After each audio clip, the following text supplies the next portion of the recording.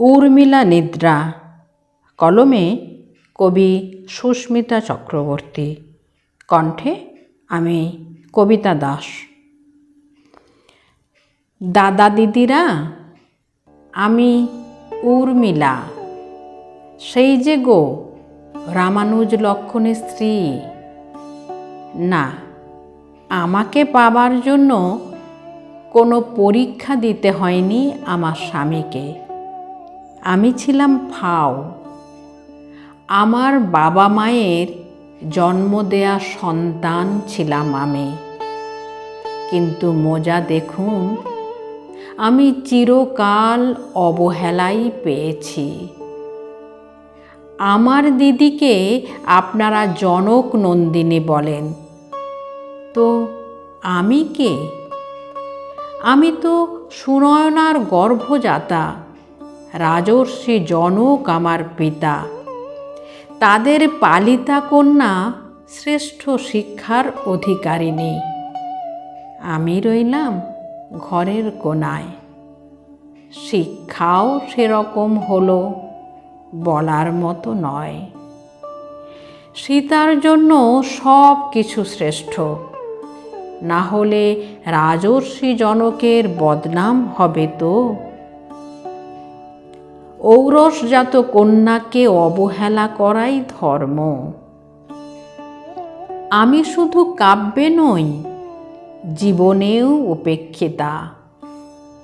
তারপর চলে এলাম রোশনাইয়ের পাশে প্রদীপ শিখার মতো মৃদু আলো নিয়ে।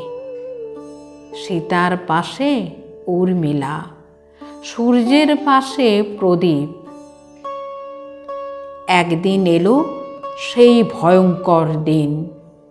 বিমাতার চক্রান্তে রঘুবীর বনে চললেন, পতিব্রতা বৈদেহীও চললেন, আর চললেন রামানুজ।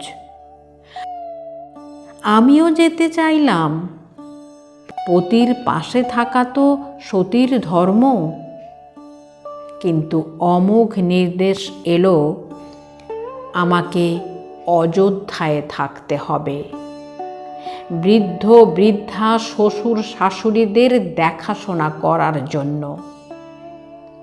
রাজপুরীতে তো আরও রাজবধূ ছিল, সকলে তার স্বামীর সংসর্গে থাকল। মায় বনচারিণী সীতাও পতি সঙ্গ পেল। কিন্তু বিরহের আগুনে পুড়লাম একলা আমি। আর একা হয়ে পড়লেন লক্ষণ।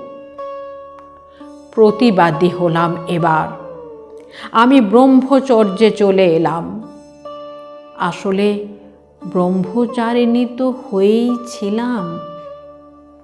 আমার এই 14 বছরের অন্তরীণ অভিমানের নাম উর্মিলা নিদ্রা।